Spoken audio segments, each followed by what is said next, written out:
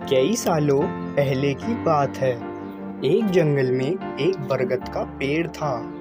उस बरगद के पेड़ पर एक बगुला रहा करता था। उसी पेड़ के नीचे एक बिल में एक सांप भी रहता था। वह सांप बड़ा ही दुष्ट था। अपनी भूख मिटाने के लिए वह बगुले के छोटे छोटे बच्चों को खा जाया करता था। इस बात से बेचारा बगुला बहुत ही परेशान था। एक दिन की बात है। सांप की हरकतों से परेशान होकर बगुला नदी के किनारे जाकर बैठ गया। बैठे बैठे अचानक उसकी आंखों से आंसू आ गए।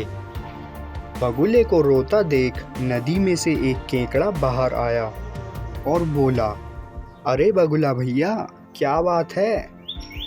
यहाँ बैठे बैठे आंसू क्यों बहा रहे हो? क्या परेशानी है?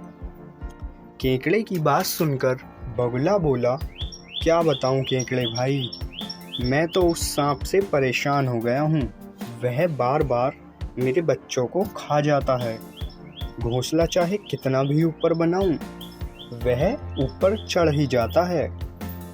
अब तो उसके कारण दाना पानी लेने के लिए भी घर से कहीं जाना मुश्किल हो गया है।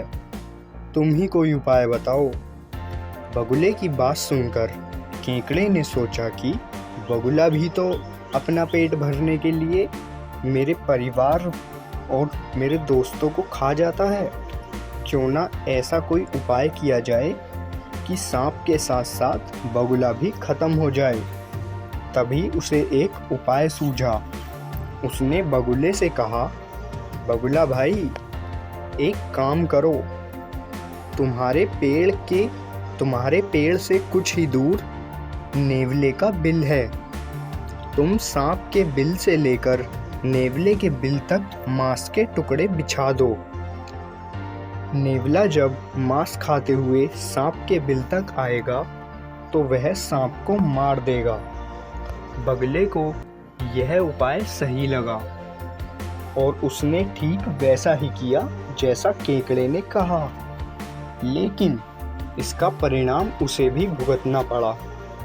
मांस के टुकड़े खाते खाते जब नेवला पेड़ के पास आया तो उसने सांप के साथ बगुले को भी अपना शिकार बना लिया। कहानी से सीख। दोस्तों, इस कहानी से हमें यह शिक्षा मिलती है कि हमें किसी पर भी आंख बंद करके भरोसा नहीं करना चाहिए।